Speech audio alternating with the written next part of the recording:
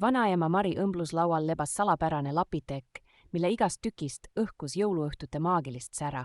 Iga lapike kandis endas ühe pere jõulumälestust, siin säras kuuseehete sätendus, seal lõhnas piparkookide magus aroom.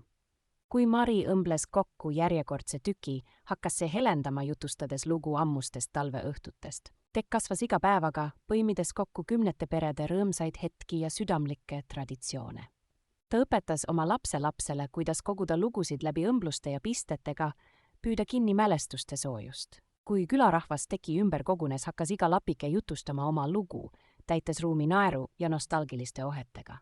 Maagiline tekk muutis õmmeldud pildid elavateks mälestusteks, lastes igaühel kogeda teiste perede jõulurõõmu.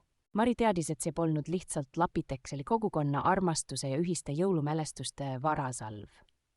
Nüüd ripub see imeline tekk kogukonna keskuses, kutsudes inimesi kokku ja ühendades neid läbi põlvkondade ulatuvate jõulumälestuste.